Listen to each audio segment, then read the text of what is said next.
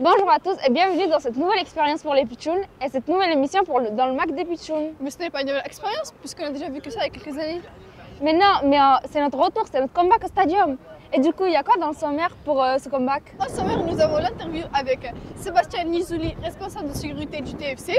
Après, on a un grand plan sur Toulouse Football Club avec Manon. Après, on a un petit jeu avec les supporters du TFC. Et enfin, l'interview du attaquant Zakaria Aboukal. Je lance officiellement les Mac des Pitchouns. Place à notre comeback.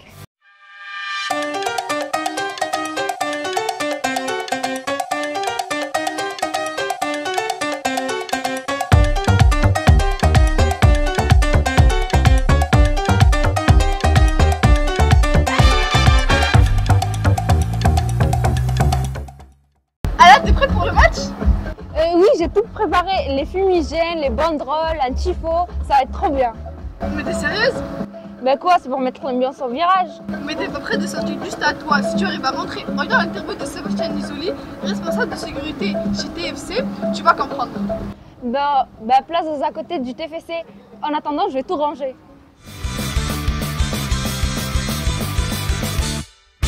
Quel a été votre parcours avant d'arriver au TFC? J'étais pendant 18 ans en gendarmerie à l'antenne GIGN de Toulouse. Et je suis arrivé au TFC il y a 2 ans et demi maintenant, en 2022. Quel genre d'acte entraîne une interdiction de stade? Alors c'est une très bonne question. Il y a plusieurs actes et déjà il y a plusieurs types d'interdictions de stade. Il y a les interdictions judiciaires, donc c'est niveau pénal. Les administratives, c'est la préfecture qui peut les organiser. Et après, les interdictions commerciales de stade qui sont faites par l'organisateur, donc par nous. Les faits, ça peut être des comportements déviants, des paroles racistes, des actes violents, etc. De l'introduction de fumigènes aussi. Ça peut être l'introduction de couteaux, d'objets divers et dangereux, mais c'est souvent le comportement de la personne qui est lié à l'interdiction de stade. Oui, et comment contrôlez-vous la personne est interdite de stade? Alors comment contrôler? Si c'est judiciaire ou administrative, la personne doit être contrôlée et doit pointer, ce qu'on appelle pointer en commissariat ou en gendarmerie pendant les heures de match, donc il peut pas être à 2 endroits différents. Et nous, on a un fichier avec les cartes abonnées, etc. Si l'individu est abonné, on peut le contrôler et lui interdire l'accès au stade. Quels sont les moyens technologiques pour surveiller les matchs? Alors les moyens technologiques, il y a beaucoup de caméras qui sont mises à disposition. D'ailleurs au PC sécurité, je ne sais pas si vous l'avez visité, mais il y a énormément, il y a tout un tableau de caméras qui surveillent aussi bien les abords extérieurs que l'intérieur du stade, de la loge à l'intérieur de la tribune. Malgré tous les dispositifs mis en place, comment certains supporters arrivent à rentrer avec des fumigènes ou des objets non permis dans un stade?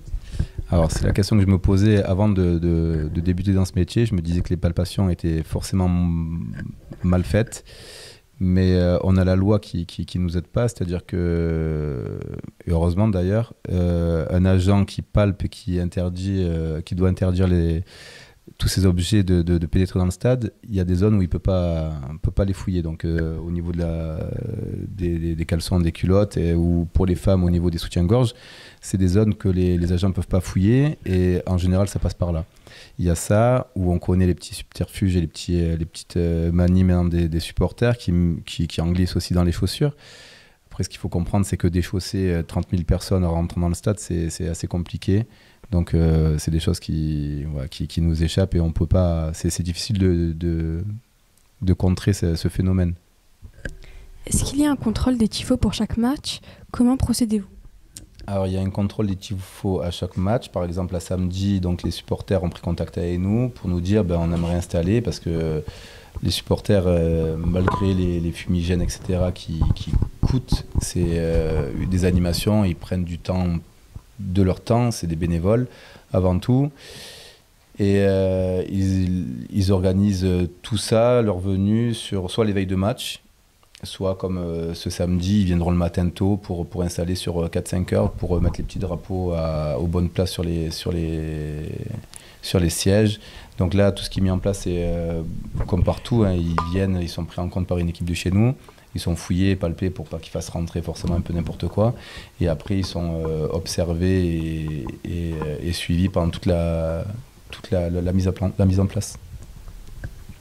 Qu'est-ce que vous n'acceptez pas en termes de tifo? Tout ce qui est diffamant, insultant, tout ce qui est provocateur, forcément, tout ce qui est homophobie, racisme, etc. Ça, on est intraitable là-dessus, et c'est pour ça qu'on a un œil sur tous les tifos qui sont dépliés, qui sont regardés. Après, nous, ce qu'on retrouve dans notre stade, c'est souvent des tifos contre les horaires de la diffusion des matchs, contre les diffuseurs, donc on essaie aussi de limiter ce phénomène, mais on se heurte souvent à la liberté d'expression aussi, donc il y a deux choses. Mais par contre, tout ce qui est diffamant, insultant, quand c'est ciblé sur une personne aussi, c'est très compliqué. On l'interdit. Après, il y a toujours ils arrivent toujours à faire passer des messages, donc là aussi, on essaie d'y veiller, mais c'est assez compliqué. Quelle a été votre pire expérience de match depuis que vous êtes au TFC? La pire, je venais d'arriver, je pense que c'était le TFC PSG du coup de 2022, où sur l'entrée C, les supporters parisiens s'en sont pris aux supporters toulousains qui étaient en train de passer leur billet. Il y a eu des familles qui ont été tapées, etc. Donc c'est pour ça que depuis on a fermé l'entrée C pour qu'il n'y ait plus un seul accès visiteur, et que les visiteurs, ça se fait pas au rugby, mais au foot malheureusement ça se fait, de cloisonner les supporters visiteurs avec nos supporters à nous. Voilà, moi c'est la pire image, c'était une petite fille qui s'est retrouvée au milieu de tout ça avec toute cette violence et toute ce déchaînement, il n'y a pas d'autre mot. C'était peut-être mon pire souvenir, ouais. Combien de personnes travaillent pour la sécurité les jours de match? Alors en moyenne, on est en agent sécurité plus l'accueil, etc. Ça doit faire aux alentours de 450-500 agents. Et sur les gros matchs, on monte à une cinquantaine de plus tout ce qui est en termes de police. Donc police, ça doit être encore 100. Ou sur les gros matchs avec les forces de l'ordre, les unités de force mobile, etc. On arrive à en plus 200 militaires, donc on arrive à 700 pour que le match se passe bien. Et c'est un stade de 30 000 personnes. Sur un match comme Marseille, 60 et quelques mille personnes, donc c'est 800, 900 personnes. Comment voyez-vous l'évolution des supporters au fil des ans? Montée de violence, et ça se radicalise beaucoup dans le mauvais sens du terme. Il y a des courants politiques aussi qui passent, et le foot devient un moyen de faire passer des idées qui ne sont pas forcément bonnes ou belles. Et je pense que si chacun de notre côté, on n'y met pas un peu du nôtre pour enrayer ça, je pense que c'est le mal qui détruira le football ou qui fera du mal au football. Si vous vouliez adresser un message aux supporters toulousains, que serait-il? De venir en famille, de venir regarder un match, de profiter de toutes les animations qui peuvent être faites au TFC. Je pense qu'on est vraiment un des clubs à proposer le plus d'animations par vie autour du match, de profiter de ça. Moi, ce que j'aimerais, c'est avoir un stade qui vit beaucoup plus tôt dans la journée pour avoir un stadium qui vivent pas juste 2 heures ou 3 heures un dimanche tous les 15 jours. Mais voilà, ce serait d'avoir des supporters patients. Ça, c'est compliqué dans tous les sens du terme, en termes d'accueil ici quand ils arrivent au stade, aux buvettes, avec les agents, parce que c'est souvent...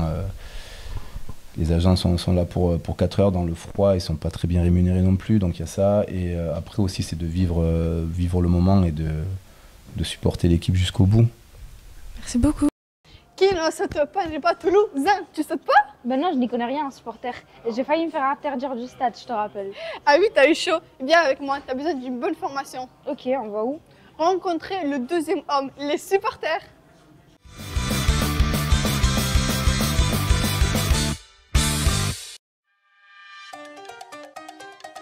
attaquer. Bien attaquer. Bien défendre. Bien attaqué. Les deux. Attaquer. Attaqué. Bien attaqué. Bien défendre. La meilleure défense, c'est l'attaque. Barthez, génération Barthez. Guillaume. Ah non, Barthez, parce qu'il a fait ses preuves. Guillaume reste, il reste à prouver. Ah mais reste, j'ai dans mon équipe. Guillaume reste. Guillaume reste. Abouklal. Abouklal. Mander. Je connais aucun des deux. Elmander, Elmander, oh, oh, oh. Elmander. Au stadium, bien sûr. Comment? Nazembar. Mais il a raison. On peut être dans les deux. Comme quoi? Stadium. C'est lequel t'attends, c'est Est. Brice t'attends, c'est Est. Un virage Brice. Ouest du coup. Match en virage Est-Ouest. Bon, on est sud. Ouais, Est. Est, allez. C'est quoi le virage de Bristato en fait? Est, Taton, pour toujours. 22 ans d'abonnement. Virage Brice, hein. Je sais pas si c'est sud, ouest, mais on est là. Ouest. FC Nantes. FC Nantes. C'est dur. Nantes. C'est dur, mais bon. Mais Nantes, mais par dépit. Allez, Nantes. Ah, FC Nantes, non, pas Girondin. Pas Girondin. Girondin de Bordeaux. Dupont. Antoine Dupont. Antoine Dupont. Antoine Dupont. L'enfant qu'aura Léon Marchand avec Antoine Dupont. Et quoi? T'imagines? Oui. Ah oui, t'imagines ça la fait... bête? Ben oui. Une bête à succès, Jeanne Pitchoun. Jeanne Pitchoun. Pitchoun. Et vieux Pitchoun. Chocolatine, là c'est sûr. Chocolatine, bien sûr. Chocolatine. Se canto che canto passe per you. Canto per mamma che sa loin de you. Qui ne saute pas n'est pas toulousain. Ça regroupe tout le monde. Qui ne saute pas n'est pas toulousain. Se canto che canto passe per you. Canto per manio che sa vien de où. Que canto spas per you. Canto per mamio que es la de you. Se canto che canto passe per you. Canto per mamio che salen de you.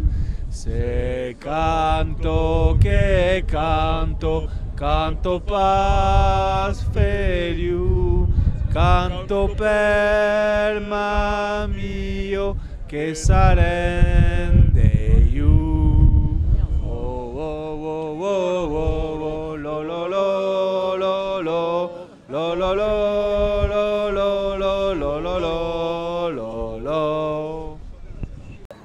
William, je sais pas qui j'ai interviewé, Zakaria Abouklal. Ah là, on était ensemble. Ah oui, c'est vrai.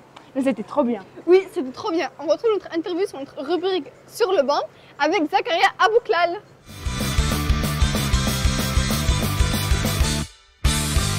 Hello. Pour Which quel club as-tu joué avant d'arriver à Toulouse et comment as-tu commencé le How did you football? got started in soccer? J'ai joué à l'AZ Alkmaar et au PSV Eindhoven avant Toulouse. Et j'ai commencé à l'âge de 6 ans dans mon premier club aux Pays-Bas. Et avant ça, je jouais avec mon père et mon frère. Est-ce que tu te souviens de ton premier entraînement?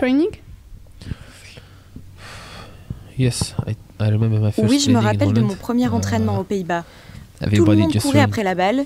C'est ce que je me rappelle. Comment tu décrirais ton style de jeu et quelle est ta plus grande force? Mon style de jeu, c'est de me projeter vite vers l'avant et j'essaie de marquer à chaque match. Donc oui, je pense que c'est mon style de jeu, d'aller très vite vers le but. À quel poste tu aurais aimé être si tu n'avais pas été attaquant?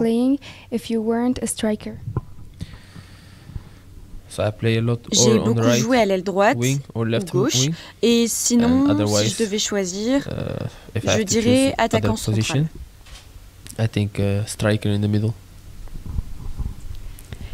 Est-ce qu'un joueur ou un entraîneur t'a particulièrement influencé?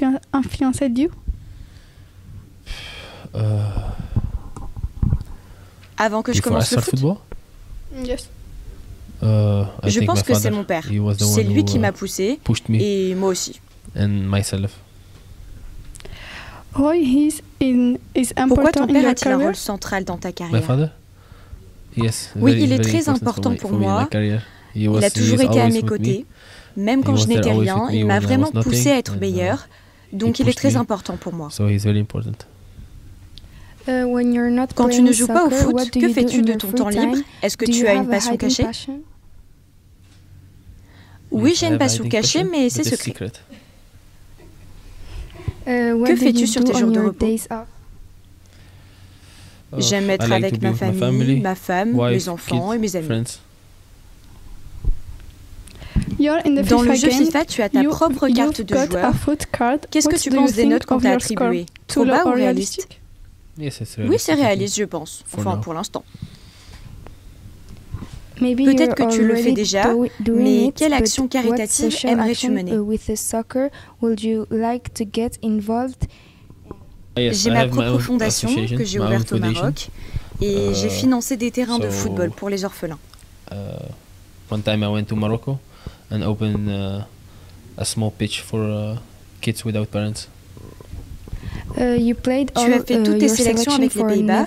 Qu'est-ce qui t'a motivé à rejoindre l'équipe du Maroc? J'ai toujours voulu jouer pour le Maroc, mais quand j'étais jeune, je vivais aux Pays-Bas. C'est là où j'ai commencé ma carrière, donc c'était plus simple en tant que joueur. Et puis quand j'ai été choisi en équipe principale, j'ai pu faire mon choix et c'était le Maroc. C'est une décision que tu as prise seule ou avec tes parents? Non, je l'ai prise tout seul. Quelle est ta ville préférée entre Rotterdam, Toulouse, Casablanca et pourquoi?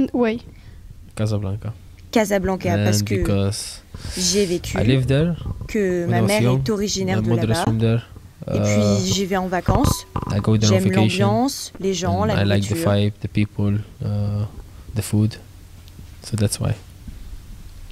Après ta carrière, est-ce que tu te verrais habiter là-bas? Oui, pourquoi pas.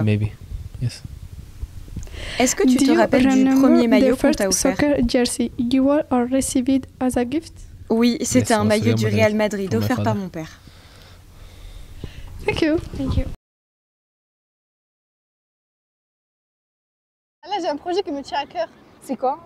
Je voudrais aider une petite fille qui s'appelle Hidaya qui est atteinte d'une maladie très grave. Mais c'est trop bien, fais-le, qu'est-ce que t'attends?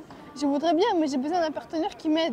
Je t'en ai un, Toulouse Football Cœur. En plus, t'as de la chance, on vient de le rencontrer pour notre rubrique Les valeurs du partage. Mais c'est super, on y va!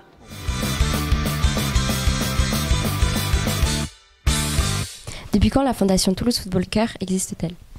Alors la fondation du TFC existe depuis 2010 et Toulouse Football Cœur, notre fonds de dotation, qui est notre organisme, existe depuis 2021. Et qui a eu l'idée de créer cette fondation? Alors la fondation a été créée donc en 2010 par la direction du club.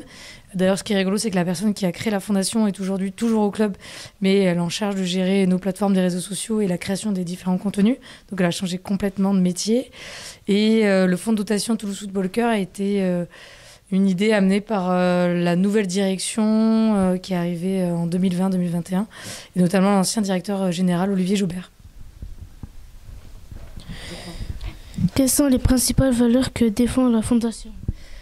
À la base, la Fondation a été créée pour aller travailler auprès des publics jeunes sur des actions éducatives, et notamment dans les clubs de football des quartiers. Donc ça, c'est vrai que l'éducation, c'est vraiment un pilier assez fort, éducation citoyenneté à la Fondation.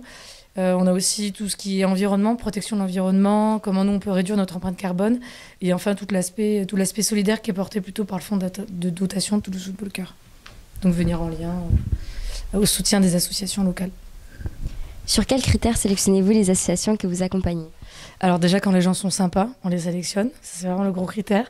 Mais blague à part, on a 2 thèmes de prédilection. Donc on travaille en local déjà avec des associations qui travaillent dans les domaines de la santé et ou de la précarité. Et est-ce qu'il y a que des associations toulousaines ?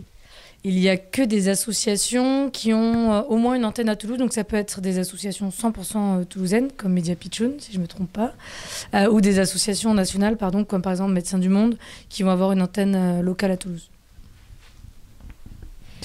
Quelle action vous a le plus touché à ce jour ? Quelle action m'a le plus touché à ce jour ?